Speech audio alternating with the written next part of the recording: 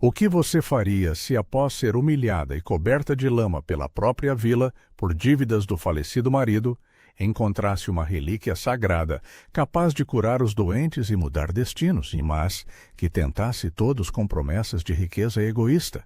Nesta história de fé e perdão no sertão baiano de 1840, uma viúva enfrenta o impossível. Antes de mergulharmos no milagre que abala corações, inscreva-se no canal e ative o sininho, porque o final dessa jornada moral vai te deixar sem fôlego. A poeira vermelha da praça de Vila das Palmeiras subia em nuvens sufocantes, misturando-se ao cheiro acre de suor e raiva da multidão. Maria das Dores, com os braços apertando os 2 filhos contra o peito, sentia a terra úmida grudar na saia de chita desbotada, como se o chão da Bahia de 1843 conspirasse para engoli-la inteira. Seus pés descalços, rachados pela seca recente, pisavam devagar, mas o coração batia como tambor de candomblé em festa proibida, ecoando o desespero que a consumia desde a morte de seu marido, o capataz da fazenda do coronel Ramiro. A praça era o coração pulsante da vila, um espaço irregular de barro batido, onde as carroças rangiam sob o peso de sacos de mandioca e os galos cantavam desafios ao amanhecer. Ali, sob o sol impiedoso que torrava a pele como geada invertida, os vizinhos se reuniam não para rezar ou trocar promessas, mas para julgar. Maria, aos 33 anos, carregava o peso de uma vida que desmoronara como as paredes de pau a pique da cabana onde criara seus filhos. Seu marido, Tomás, havia prometido prosperidade com os contratos de corte de cana, mas as dívidas se acumularam como poeira no sertão, devorando o pouco que tinham. Quando ele caiu doente, tossindo sangue sob a lamparina fraca, os credores, aqueles mesmos vizinhos de outrora, com rostos agora torcidos em ódio, bateram à porta exigindo o que não podiam pagar. "Olha a ladra de dívidas!" gritou primeiro o velho Jeremias, o ferreiro cuja forja exalava cheiro de metal quente e vingança fria. Ele ergueu um punhado de terra vermelha, ainda úmida da chuva da véspera, e atirou em direção a Maria. O impacto acertou seu ombro, a umidade fria se infiltrando na blusa fina, misturando-se às lágrimas que ela se recusava a deixar cair. Seus filhos, o menino de 7 anos, Pedro, e a menina de 4, Clara, se encolheram contra ela, os corpinhos tremendo como folhas de bananeira ao vento. Pedro apertou a mãozinha suja na saia da mãe, sussurrando: "Mamãe, dói." Mas Maria só conseguiu balançar a cabeça, mordendo o lábio até sentir o gosto metálico de sangue. A multidão cresceu como rio em cheia após as geadas do inverno. Mulheres que um dia partilharam panelas de feijão, agora cuspiam acusações, suas vozes roucas ecoando contra as paredes caiadas da igreja distante. "Ele nos deve o pão de cada dia." "E tu, viúva sem vergonha, queres fugir como ratazana?" berrou Dona Eulália, a viúva do moleiro, cujas mãos calejadas de moer milho agora arremessavam pedras pequenas, afiadas como facas de caça. Uma delas roçou a testa de Maria, abrindo um corte raso que ardia como fogo de palha seca. O ar cheirava a mofo das roupas velhas e a suor azedo, carregado pela brisa quente que descia do morro, onde a capela abandonada vigiava a vila como um esqueleto esquecido. Maria não gritou. Seu orgulho, forjado nas noites de rezar o terço sob a luz trêmula da lamparina, a impedia.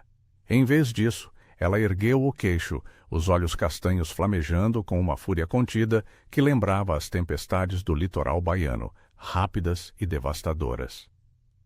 "Deus vê tudo, Eulália. Ele cobra a justiça onde os homens falham", murmurou ela, a voz baixa, mas firme, cortando o burburinho como faca em couro seco.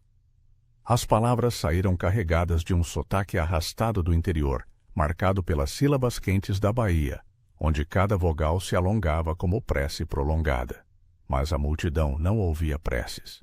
O coronel Ramiro, o dono da fazenda que se estendia como um manto verde até o horizonte, observava de seu cavalo, o chapéu de palha projetando sombra sobre o rosto barbado.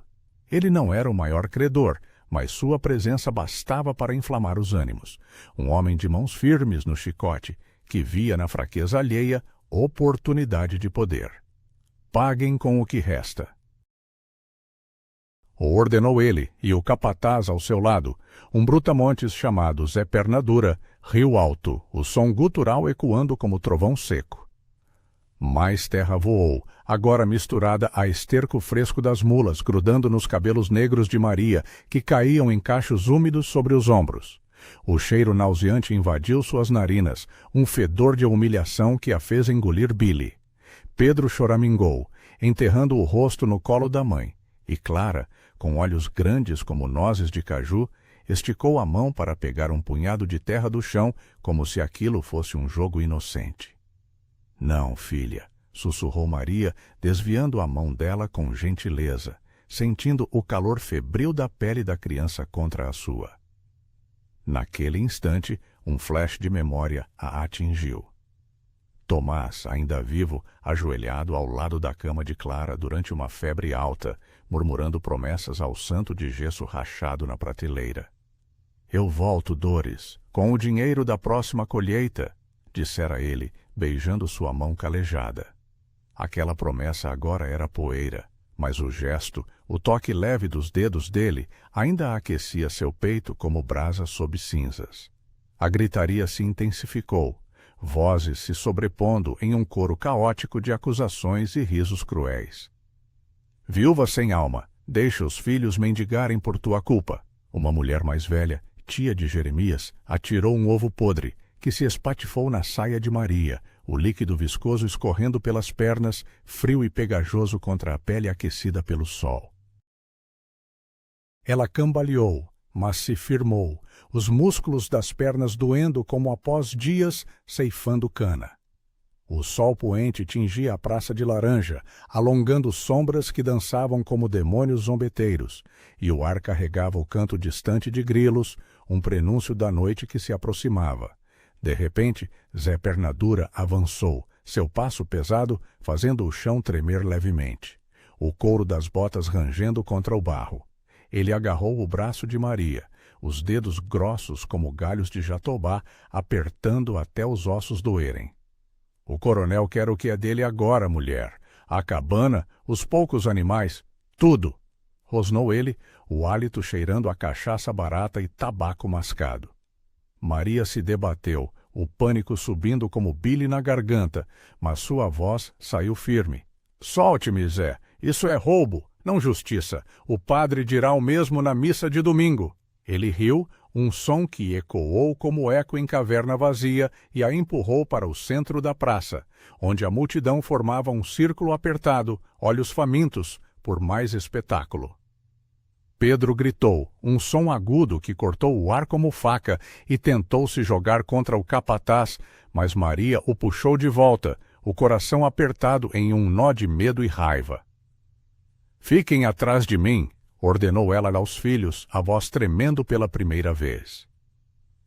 A terra chovia agora sem parar, punhados voando de todas as direções, sujando seu rosto, grudando nas pestanas, tornando cada piscada uma luta contra a umidade pegajosa. O gosto de sujeira invadiu sua boca, misturado ao sal das lágrimas que finalmente escaparam, traçando linhas limpas na pele enlameada. No meio do caos, um pensamento a atravessou como raio. A capela no morro, aquela ruína semidestruída, onde as ervas altas sussurravam segredos ao vento e o luar filtrava pelas fendas da cobertura de palha apodrecida. Fora lá que ela e Tomás se encontraram pela primeira vez, jovens e cheios de promessas, rezando por uma vida melhor sob o olhar vigilante de santos esquecidos. Agora era o único refúgio que restava, longe dos olhos cruéis da vila, onde talvez Deus ainda escutasse. Com um impulso desesperado, Maria se desvencilhou de Zé, arrastando os filhos pela multidão. Gritos a seguiram. Covarde! Para onde foge? Mas ela não olhou para trás. Seus pés chapinhavam na poeira, agora transformada em lama, o som úmido ecoando em seus ouvidos como passos de fantasmas. O morro se erguia à frente, íngreme e coberto de mato espinhoso que arranhava suas pernas, deixando vergões quentes que ardiam a cada passo.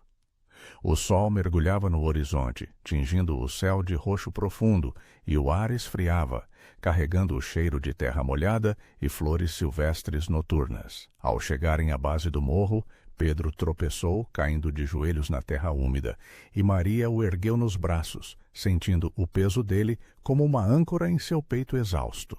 Clara, ofegante, apontou para cima. — A igrejinha, mamãe? Os anjos moram lá?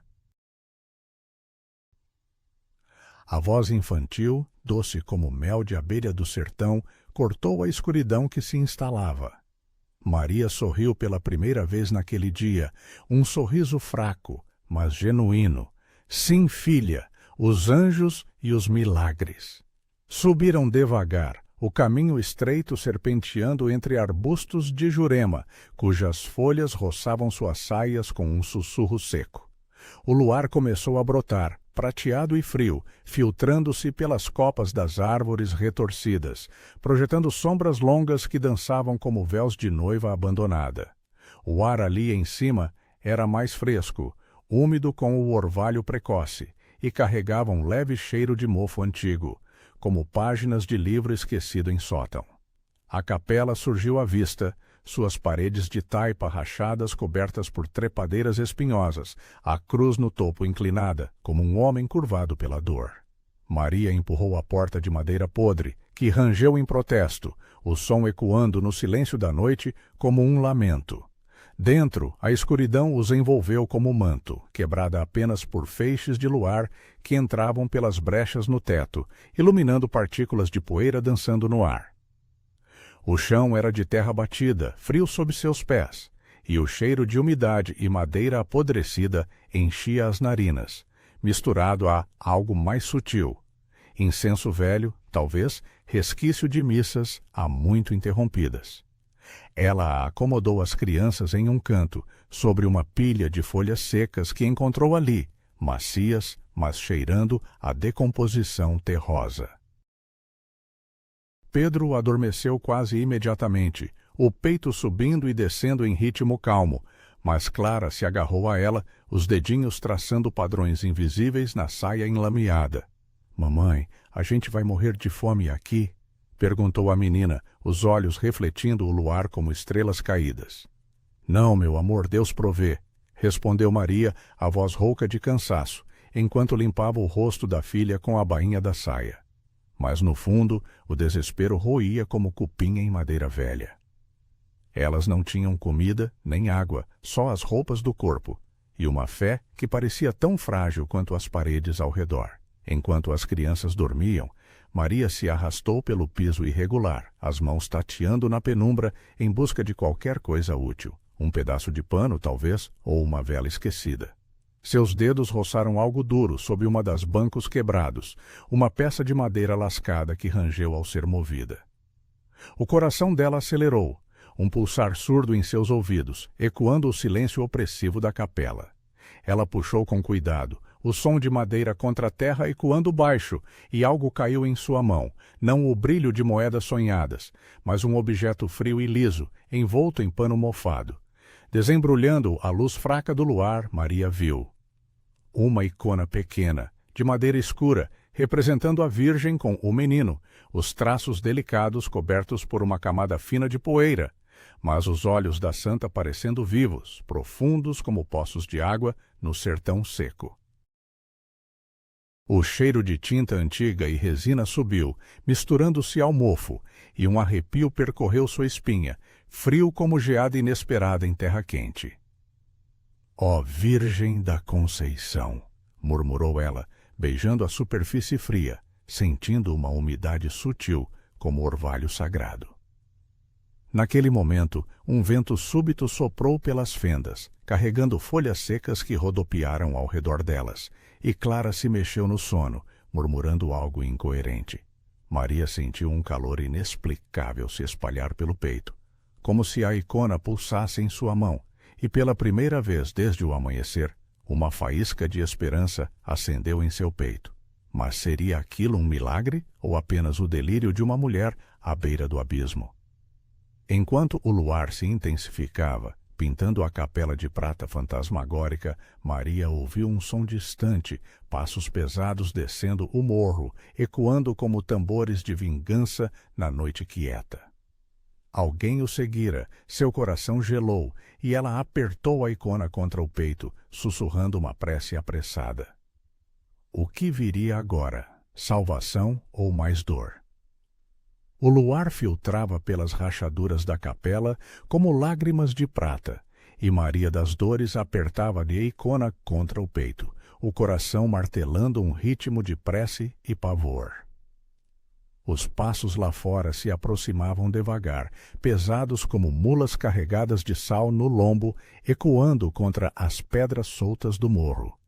Ela se encolheu atrás do banco quebrado, o cheiro de mofo úmido da madeira velha, grudando na garganta, misturado ao suor frio que escorria por sua nuca. Clara se mexeu no sono, murmurando mamãe com voz sonolenta, e Pedro, sentindo a tensão no ar, abriu os olhos arregalados, a respiração curta, como vento em geada inesperada. — Quem vem aí? Sussurrou Maria, a voz rouca, mas os passos pararam abruptamente, como se o intruso tivesse farejado o ar carregado de segredo. Silêncio se instalou, denso e sufocante, quebrado apenas pelo gotejar distante de água infiltrando o teto de palha apodrecida. Ela esperou, os dedos cravados na icona, sentindo sua superfície lisa e fria pulsar levemente contra a palma, ou seria a ilusão do desespero. Um rangido veio da porta, e uma sombra alongada se projetou no chão de terra batida, fria e pegajosa, sob seus joelhos. Maria prendeu a respiração, o gosto de poeira na boca se misturando ao sal do medo. Mas não era Zé Perna Dura, nem o coronel com sua vingança fria como faca de açougueiro. A porta se entreabriu com um gemido de dobradiças enferrujadas, e uma figura encurvada entrou, carregando uma lamparina que tremulava como alma penada. Era o padre Anselmo, o sacerdote alquebrado da vila, cujos olhos fundos, emoldurados por rugas profundas como sulcos de enxada no barro seco, varreram a penumbra. Seu hábito puído exalava cheiro de incenso velho e terra úmida, e ele parou, o ar escapando em um suspiro rouco. — Maria? É você, filha? Ouvi os gritos na praça e... O Senhor me guiou até aqui. Ela se ergueu devagar, os músculos das pernas protestando com uma dor surda, como após dias fiando algodão na fazenda. A luz da lamparina dançava nas paredes rachadas, projetando sombras que pareciam santos dançando em procissão proibida. — Padre, eles nos caçam como bichos. As dívidas de Tomás, a terra, o esterco, tudo grudou em mim como maldição. Sua voz quebrou, um soluço contido, e Clara acordou de vez, esfregando os olhos com punhos cerrados, o rostinho pálido refletindo o luar frio. Pedro se agarrou à saia dela, os dedinhos sujos traçando o padrão desbotado da chita, como se aquilo fosse um mapa para a salvação. O padre se aproximou, ajoelhando com esforço, o joelho estalando como galho seco no sertão. Ele estendeu a mão calejada, marcada por anos de bênçãos e chicotadas morais, e tocou o ombro de Maria, o toque leve mas firme, aquecendo a pele através do tecido fino. O Senhor não abandona os seus, Dores. Eu vi o que fizeram na praça, poeira e ódio, como nos velhos tempos de escravidão nas senzalas. Mas aqui, nesta casa de Deus, mesmo em ruínas, há refúgio. Seus olhos caíram na icona que ela ainda segurava, e um brilho estranho os iluminou, como se o luar tivesse se acendido dentro dele. Onde achou isso? Essa virgem. Ela veio de longe, de uma procissão em Salvador e, há anos, antes da geada que levou metade das plantações. Maria hesitou, o peso da icona parecendo maior agora, como se carregasse não só madeira e tinta, mas o fardo de promessas não cumpridas. Sob o banco, padre, como se esperasse por mim. Ela a estendeu, e o padre a pegou com reverência, os dedos trêmulos roçando os dela, transmitindo um calor sutil que subiu pelo braço dela como brisa de mar. O ar na capela mudou, tornando-se mais denso, carregado de um perfume indefinível. Resina de incenso misturada a algo floral, como jasmim selvagem florescendo à noite. Clara esticou a mão, tocando a borda da icona, e, de repente, um suspiro coletivo escapou deles. A superfície da Virgem pareceu brilhar, um fulgor suave, prateado, que não era reflexo do luar, mas algo interno, pulsando como coração de criança. Um milagre, murmurou o padre, a voz embargada, caindo de joelhos por completo, o hábito roçando o chão com um sussurro seco. Pedro, curioso, se aproximou, e ao tocar o menino na icona, sua mãozinha febril, que ardia desde a tarde, esquecida no caos, esfriou de repente, o calor se dissipando como névoa ao sol. A criança piscou, confusa, e tocou a testa, agora úmida de suor aliviado. — Mamãe, não dói mais — disse ele, a voz clara como sino de missa, e Maria sentiu um arrepio percorrê-la, frio e quente ao mesmo tempo, como banho em rio gelado após dia de labuta. Mas o milagre não parou aí. O padre, ainda ajoelhado, ergueu a icona e uma brisa súbita soprou pelas fendas, carregando folhas secas que rodopiaram ao redor, formando um véu efêmero. A lamparina dele se acendeu mais forte, a chama dançando alta, sem consumir o óleo, iluminando a capela com uma luz dourada que banhou as paredes, revelando afrescos desbotados de anjos e mártires, como se o tempo tivesse recuado. Clara riu, um som puro que ecoou nas vigas podres, e apontou. — Olha, mamãe, as estrelas dentro da igreja. De fato, pontos de luz piscavam nas rachaduras. Não luar, mas algo etéreo, como vagalumes em procissão. Maria caiu de joelhos ao lado do padre, as mãos unidas em prece, sentindo o chão frio se aquecer sob ela, como terra após chuva abençoada. — Ó Virgem, perdoai-nos! Sussurrou ela, as lágrimas agora de alívio, quentes contra as bochechas enlameadas. O desespero que a consumira na praça se dissolvia, substituído por uma esperança frágil, mas real, como broto verde após seca prolongada. O padre recitou o Ave Maria em voz baixa, o latim misturando-se ao português arrastado da Bahia. E por um instante a capela pareceu viva, pulsando com o ritmo de corações unidos. No entanto, enquanto a luz se atenuava, voltando ao luar comum, um som distante os alertou. Vozes agora, não passos isolados, subindo o morro em murmúrio crescente, como enxame de abelhas enfurecidas. O padre ergueu a cabeça, o rosto pálido. Eles vêm. A notícia do que aconteceu na praça se espalha como fogo em palha seca. Maria apertou os filhos contra si, o cheiro de seus cabelos sujos misturando-se ao perfume residual da icona, e sentiu o peso da descoberta. O milagre trouxera cura, mas também olhos curiosos, invejosos. Quem guardaria o segredo quando a vila soubesse? A brisa cessou abruptamente, deixando o ar imóvel, carregado de expectativa, e Maria percebeu que a icona, agora de volta em suas mãos, parecia mais pesada, como se carregasse não só bênçãos, mas o fardo de escolhas vindouras. As vozes se aproximavam, carregando nomes, o dela, o do padre, e um misto de raiva e assombro. O que fariam quando vissem a luz que ela acendera? As vozes subiam o morro como rio de lama após tormenta, carregadas de sussurros e exclamações que cortavam a noite como facas de canavial. Maria das Dores se ergueu, a icona ainda quente em suas mãos, o pulso dela ecoando o burburinho que se aproximava da capela em ruínas. O padre Anselmo apagou a lamparina com um sopro rápido, mergulhando o interior em sombras mais densas, onde o luar filtrava como véu rasgado, iluminando apenas os contornos das crianças encolhidas. O ar úmido da Bahia noturna cheirava a ervas pisadas e terra revirada, misturado ao resquício floral da icona, que agora parecia pulsar com vida própria, um calor sutil contra sua palma calejada. Padre, esconda-se com eles, pó, murmurou Maria, empurrando Pedro e Clara para trás do altar improvisado, uma pilha de tábuas podres cobertas por trepadeiras secas. O menino tremia, os dentes batendo como castanholas em festa de São João, e Clara apertava um punhado de folhas contra o nariz, inalando o cheiro seco e terroso como se fosse bálsamo. O padre hesitou, os olhos fundos refletindo o pavor dela, mas assentiu, o hábito roçando o chão com um sussurro rouco. Que a Virgem nos guarde, Doris. Isso não é só refúgio, é teste de fé.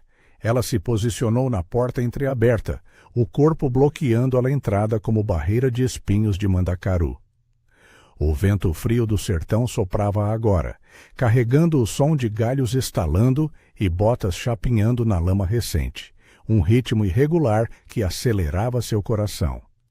De repente, uma tocha surgiu na curva do caminho, sua chama crepitante lançando sombras dançantes nas paredes da capela, o cheiro de resina queimada invadindo o ar como fumaça de fogueira profana.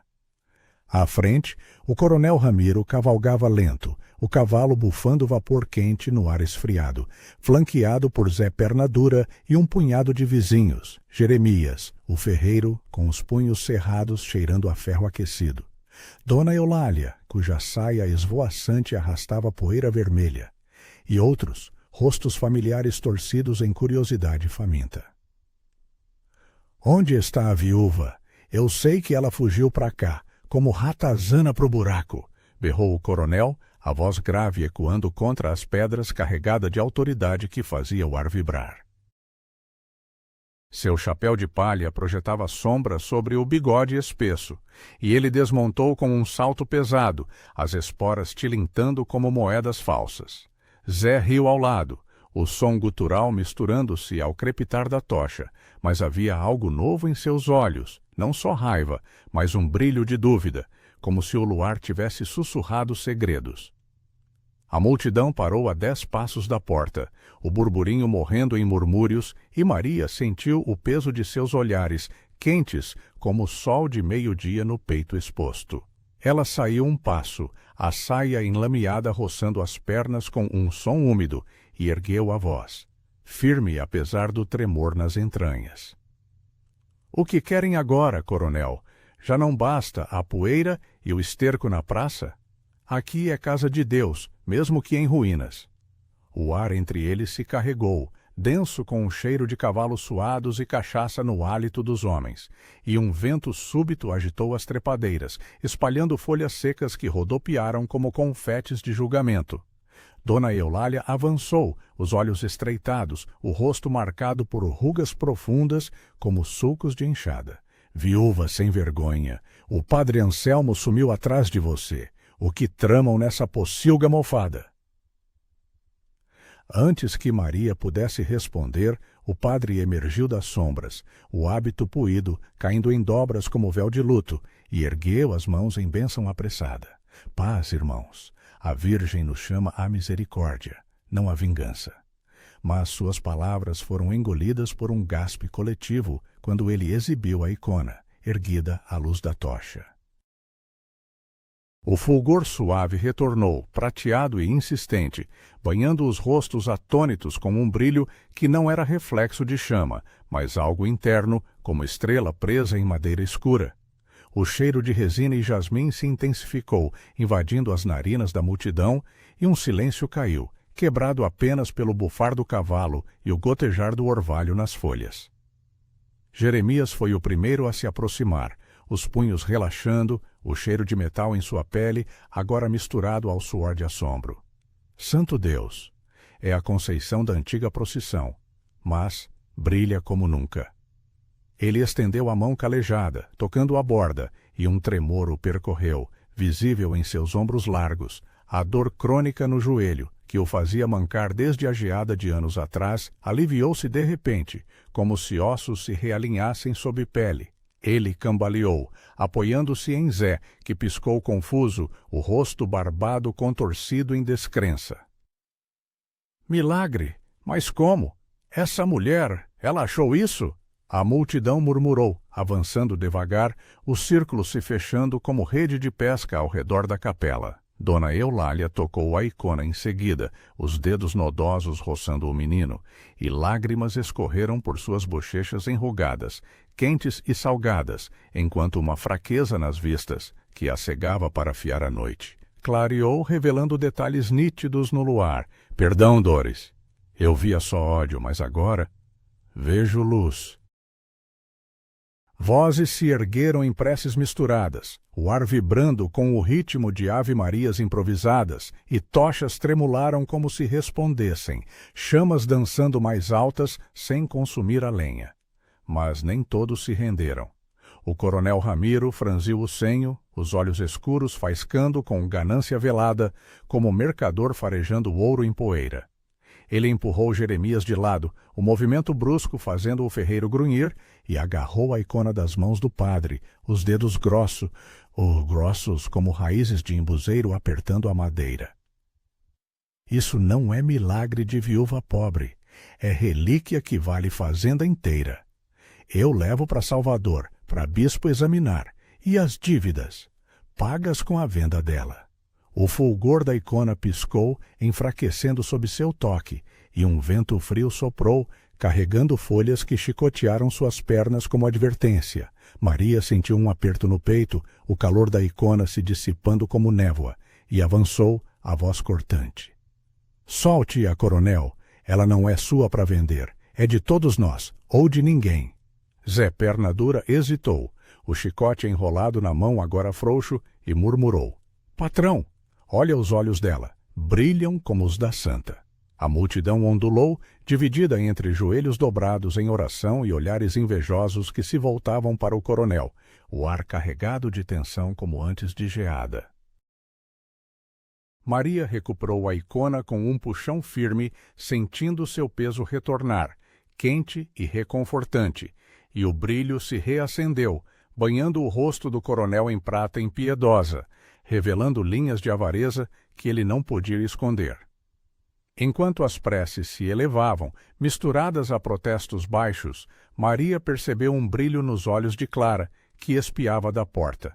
Não de medo, mas de uma quieta certeza, como se a criança soubesse o que viria a seguir. Mas o coronel não recuaria fácil. Seus punhos se cerraram e um rosnado baixo escapou, prometendo que a glória da icona seria sua ruína ou salvação. O que ele faria quando a luz expusesse sua alma? O brilho da icona se espalhava como névoa prateada sobre a multidão amontoada aos pés da capela, e Maria das Dores sentia o calor dela se infiltrar em sua pele como orvalho quente de manhã baiana, contrastando com o vento frio que descia o morro carregado de folhas secas. O coronel Ramiro recuou um passo, os olhos semicerrados refletindo o fulgor que teimava em desafiar sua pegada, e o ar ao redor dele pareceu se contrair, denso com o cheiro de couro suado do cavalo e o azedo de sua própria dúvida. Zé Perna Dura murmurou algo inaudível, o chicote frouxo na mão, caindo como galho partido, enquanto Dona Eulália, ainda de joelhos, erguia as mãos trêmulas em prece, as unhas sujas de terra, traçando os sinais da cruz no ar úmido. Relíquia ou não, isso pertence à vila, à igreja.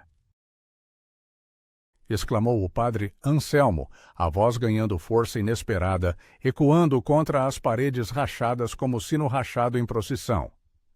Ele se interpôs entre Maria e o coronel, o hábito puído roçando as pernas dela com um toque seco e reconfortante, e pegou a icona de volta, erguendo-a como escudo de madeira escura. O brilho pulsou mais forte, banhando o rosto barbado do coronel em prata impiedosa, revelando veias inchadas no pescoço e um tremor sutil nos lábios, como se a santa o julgasse em silêncio.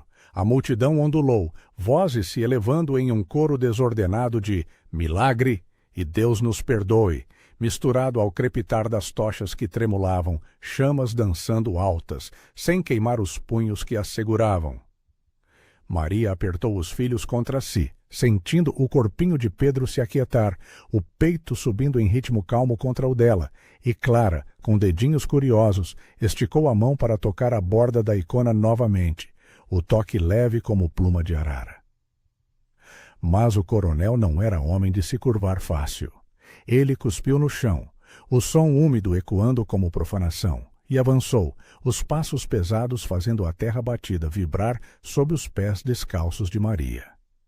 Padre, você é um tolo santarrão. Essa coisa vale mais que suas missas vazias. Eu levo para a fazenda, guardo até o bispo vir de Salvador. E as dívidas da viúva? Esquecidas em troca do silêncio de todos. Sua voz era grave, carregada de promessas falsas como contratos de cana podre, e ele estendeu a mão grossa, marcada por anéis de prata opaca, o cheiro de tabaco mascado invadindo o espaço entre eles. Um murmúrio de descontentamento subiu da multidão, como um enxame de abelhas ao redor de mel envenenado. Jeremias, o ferreiro, ergueu-se devagar, o joelho agora firme, sem a dor antiga, e cruzou os braços musculosos, o cheiro de ferro frio ainda grudado na pele. Não, coronel, ela curou o que anos de rezas não tocaram. Se é milagre, é para todos, não para encher bolsos de fazendeiro. Dona Eulália assentiu, limpando as lágrimas com a manga da blusa desbotada, o tecido áspero roçando o rosto enrugado, e acrescentou: Eu viajava cega à noite, Ramiro.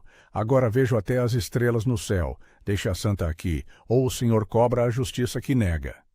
O coronel rosnou, um som gutural que fez o cavalo relinchar nervoso, o vapor do focinho quente se misturando ao ar esfriado pela brisa noturna. Ele virou-se para Zé, ordenando com um gesto brusco: Chame os homens da fazenda. Amanhã, ao amanhecer, essa capela vira minha. Mas Zé hesitou, os olhos baixos fixos na icona, e murmurou: Patrão, minha perna, que doía como geada no osso desde a enchente passada, tá leve agora. Toquei nela por acidente. O capataz flexionou o joelho, o movimento fluido surpreendendo a si mesmo, e um suspiro coletivo escapou da multidão, o ar vibrando com o peso da revelação.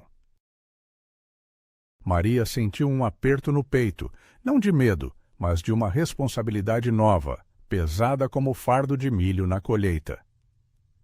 A icona em mãos do padre parecia pulsar em sincronia com seu coração, o calor se espalhando pelos braços como se a Virgem sussurrasse conselhos em sua alma. Ela deu um passo à frente, a saia enlameada deixando rastros úmidos no chão, e falou, a voz clara cortando o burburinho como faca em couro. Coronel, vá! A glória não se vende como gado no mercado. Ela cura os que vêm com fé, não com ganância.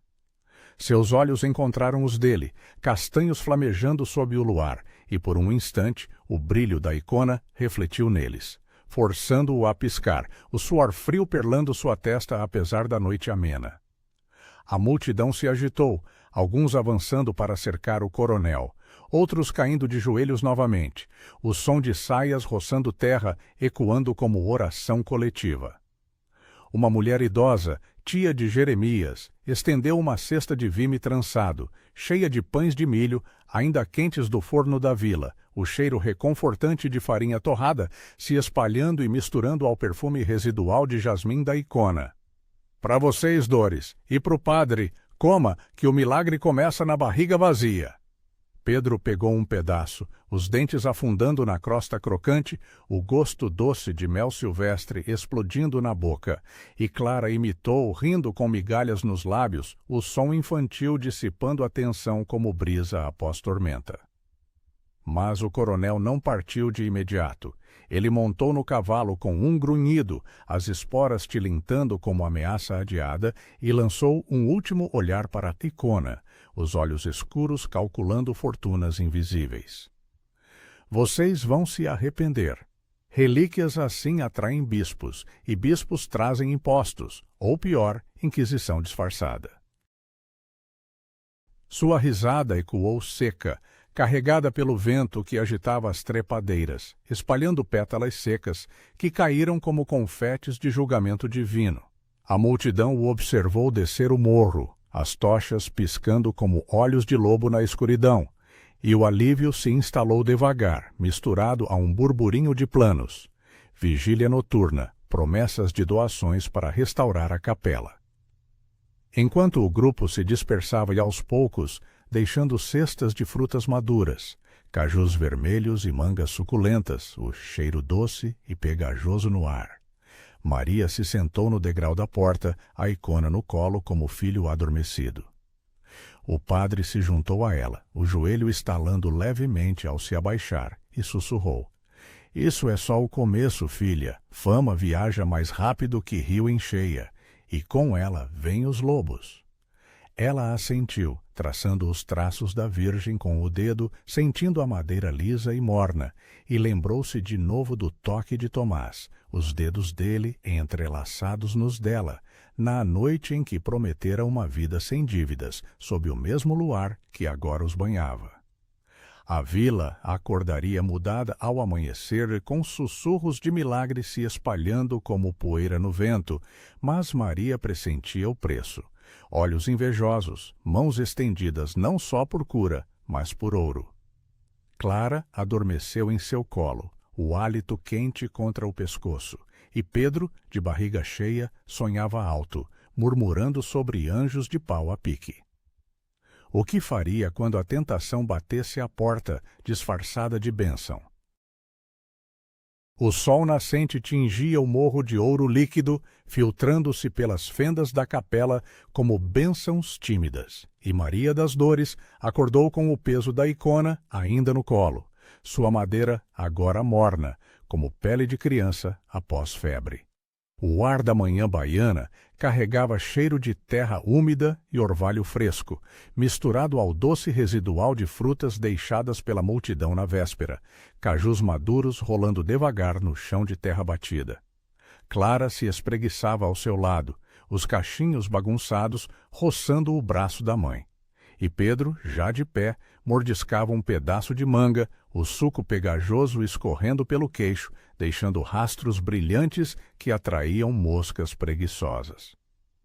O padre Anselmo preparava um altar improvisado com tábuas velhas, o hábito puído caindo em dobras poeirentas enquanto ele acendia uma vela de sebo encontrada na penumbra, a chama tremulando e exalando fumaça acre que subia em espirais preguiçosas. Hoje, missa pela Virgem Dores. A vila vem em romaria. Ouvi os sinos chamando ao amanhecer.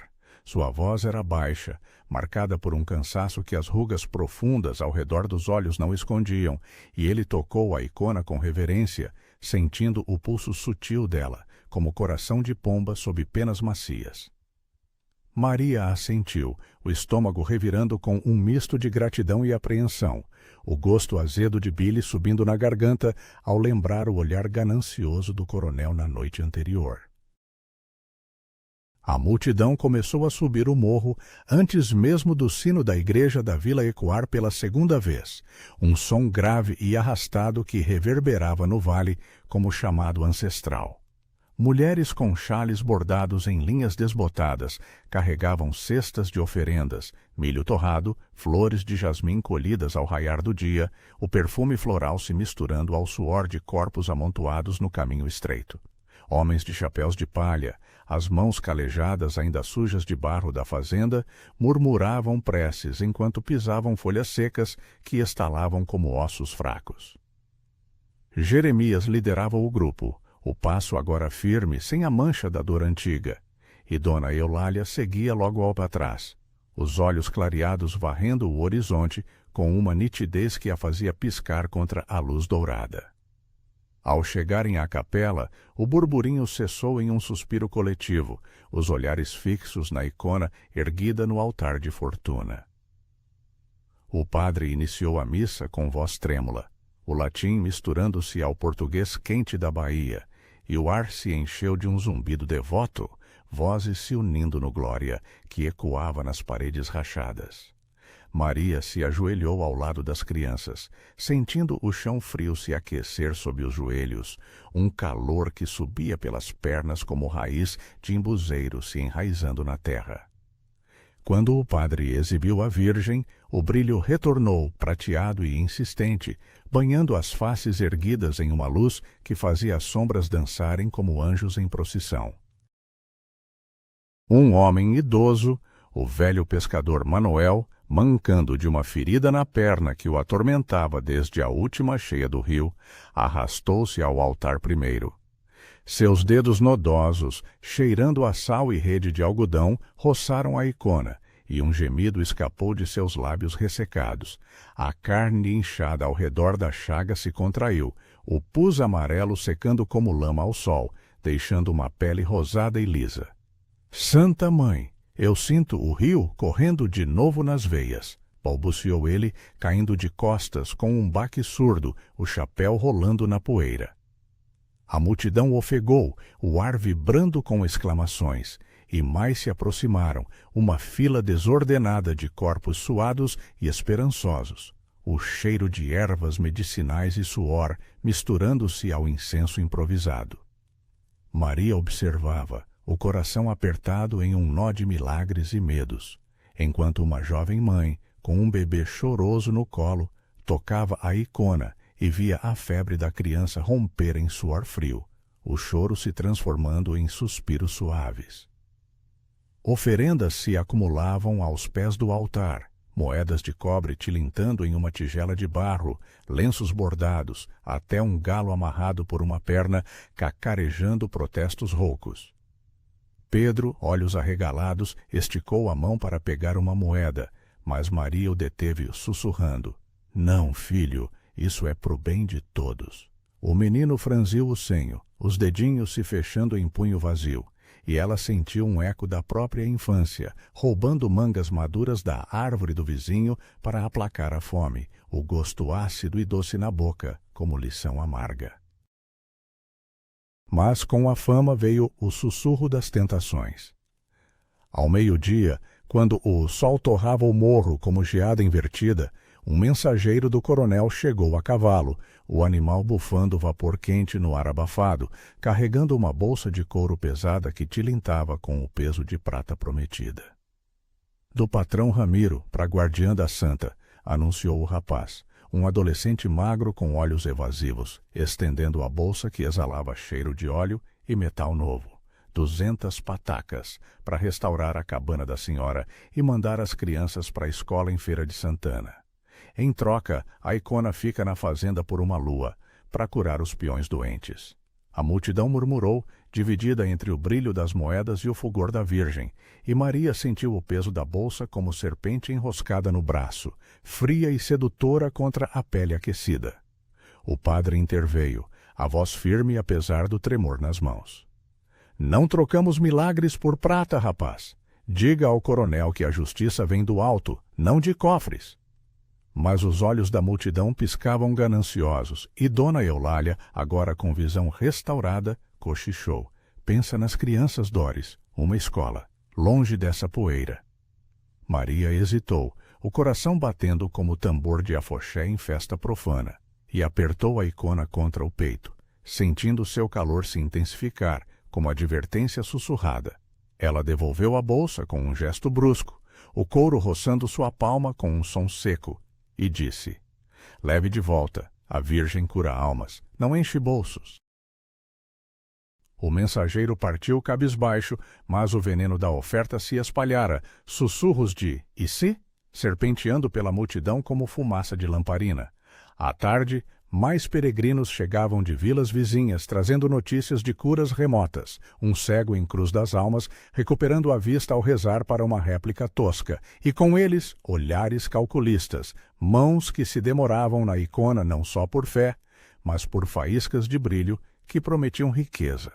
Maria viu um mercador de Salvador, com anéis reluzentes nos dedos gordos, oferecer tecidos finos de chita importada, o tecido sedoso roçando sua saia áspera como promessa de luxo, em troca de um toque privado da santa à noite. Enquanto o sol se punha, tingindo o céu de roxo e laranja como saia de mulata em carnaval, o gado da fazenda mugia ao longe, um som grave que ecoava a inquietação crescente. O coronel não aparecera, mas seus capatazes rondavam o sopé do morro, sombras alongadas no luar nascente, e Maria pressentia a tempestade. A ganância, uma vez despertada, não se contentava com recusa. Clara, brincando com uma flor de jasmim murcha, perguntou: "Mamãe, a santinha vai embora com o homem rico?"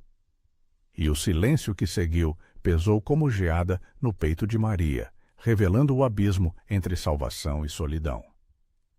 O que custaria defender o que salvar a sua alma?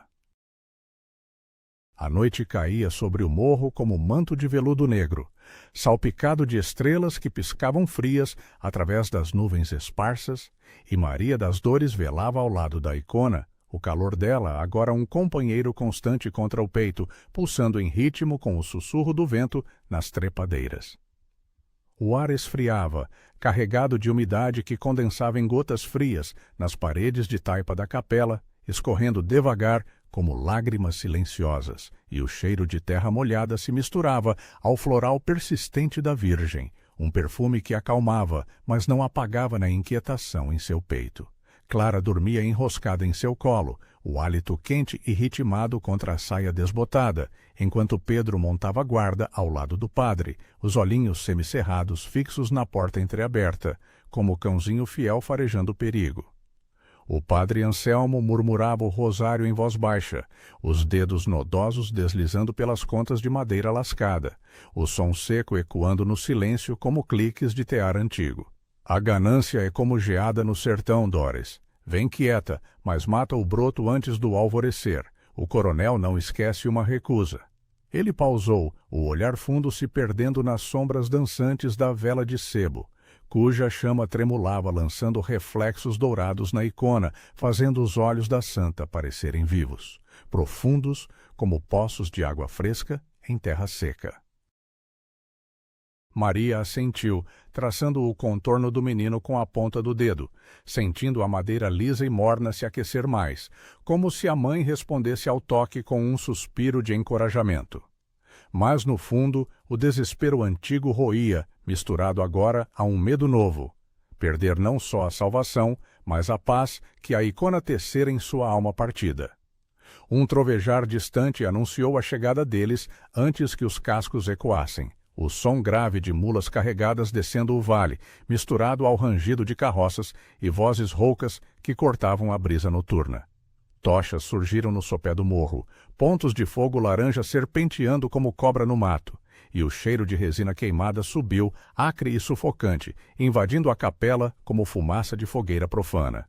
O coronel Ramiro liderava, montado em seu garanhão negro que bufava vapor quente no ar gelado, flanqueado por meia dúzia de capatazes armados de chicotes e facões reluzentes à luz das chamas, o metal frio refletindo o luar como lâminas de justiça torcida.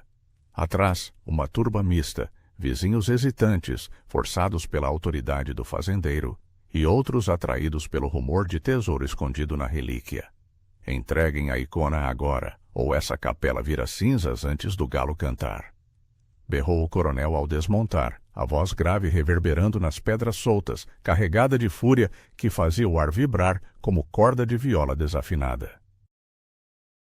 Seus passos pesados esmagavam as ervas altas, deixando um rastro úmido de orvalho pisado, e ele empurrou a porta com o ombro, o impacto fazendo as vigas rangerem em protesto. Zé Perna Dura o seguia, o chicote desenrolado na mão calejada, o couro rangendo como ameaça viva. Mas seus olhos piscavam incertos, o joelho curado traindo a lealdade com um tremor sutil. A turba se aglomerou na entrada, o burburinho crescendo em um coro de "é nossa" e "pro bem da vila". Mas Maria via a ganância por trás das preces, mãos estendidas não por fé, mas por faíscas de prata prometida. O padre se ergueu, trêmulo mas firme, erguendo a Icona como escudo sagrado, o brilho dela se acendendo em resposta, prateado e feroz, banhando os intrusos em luz que os fez recuar um passo, ofuscados como corujas ao meio-dia. "Saia, Ramiro! Isso é casa de Deus, não leilão de gado!" exclamou ele, a voz embargada mas cortante, ecoando nas paredes como trovão em caverna. O coronel riu, um som gutural e seco que ecoou como cascalho sob botas, e avançou, arrancando a Icona das mãos do padre com um puxão brutal, os dedos grossos como raízes apertando a madeira até os nós dos dedos embranquecerem. O fulgor piscou, enfraquecendo sob o toque impuro, e um vento súbito irrompeu pelas fendas, uivando como alma penada, espalhando folhas secas que chicotearam as pernas dos capatazes como flagelos divinos. Maria se lançou para a frente, o coração martelando um ritmo de raiva pura, um fogo que subia pela garganta como cachaça forte em estômago vazio, e agarrou o braço do coronel, as unhas cravando na carne através da manga de linho áspero.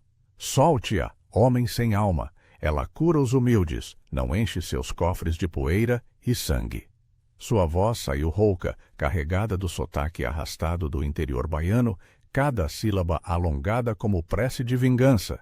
Pedro gritou, um som agudo que cortou o caos, e se jogou contra Zé, os punhos miúdos batendo no joelho curado do capataz, enquanto Clara chorava, o corpinho tremendo contra a saia da mãe, o cheiro de lágrimas salgadas misturando-se ao mofo úmido da capela. A turba hesitou, o ar denso com o fedor de suor azedo e dúvida, mas o coronel se debateu, empurrando Maria com o cotovelo, o impacto a jogando contra o altar improvisado, onde tábuas rachadas cederam sob seu peso, arranhando as costas com lascas secas e afiadas. Dor explodiu em seu ombro, quente e latejante como ferro em brasa, mas ela se ergueu, os olhos flamejando com uma fúria que lembrava as tempestades do recôncavo, rápidas e devastadoras. Vocês todos, vejam o que fazem por prata falsa, traem a mãe que os curou. O brilho da icona, ainda em mãos do coronel, enfraqueceu mais, e ele grunhiu, sentindo o peso dela crescer, como se a virgem se rebelasse, queimando sua palma com um calor sutil que o fez largá-la no chão com um baque surdo, a madeira rolando na terra batida. Nesse instante, o milagre se voltou contra eles. Uma rajada violenta soprou da escuridão, extinguindo as tochas em um fôlego coletivo, mergulhando a capela em trevas quebradas apenas pelo fulgor interno da icona, que se reacendeu sozinha, prateada e impiedosa, iluminando rostos contorcidos em assombro e remorso. Jeremias avançou primeiro, empurrando Zé para o lado, o punho calejado acertando o ombro do capataz com um som abafado de carne contra osso, e gritou: "Basta, coronel! Ela nos deu pernas firmes, não para pisar na fé." Dona Eulália se juntou, as mãos agora ágeis pela visão restaurada, agarrando o braço de um peão, e a turba se voltou, não em revolta sangrenta, mas em um coro de repreensões que ecoava como trovão moral, vozes se unindo em "Deixem a santa" e "Justiça de Deus."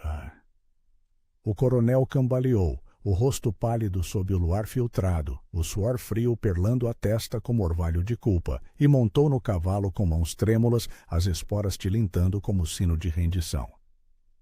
"Malditos, isso não acaba aqui", rosnou ele, mas sua voz quebrou, fraca como palha seca, e galopou morro abaixo, seguido pelos capatazes cabisbaixos, o som de cascos se perdendo na noite como eco de derrota. A turba se acalmou, caindo de joelhos em círculo ao redor da icona, preces subindo em uníssono, o ar se purificando com o perfume de jasmim renovado, e Maria, ofegante, recuperou a relíquia, sentindo seu calor reconfortante se espalhar pelo corpo exausto, curando não só feridas da carne, mas as da alma. Enquanto o luar banhava a capela em paz frágil, o padre se aproximou, os olhos úmidos de lágrimas não derramadas, e murmurou: "Você venceu, filha, não com força, mas com misericórdia, mesmo para os lobos." Maria sorriu pela primeira vez em dias, um sorriso cansado, mas luminoso, e abraçou os filhos, o cheiro de seus cabelos sujos misturando-se ao sagrado. A vila acordaria curada, mas mudada, e ela soubera que o verdadeiro milagre era escolher o bem comum sobre o ouro solitário. Mas, em algum canto do sertão, o coronel tramava, e a fé, como cana nova, precisaria de raízes profundas para resistir à próxima geada.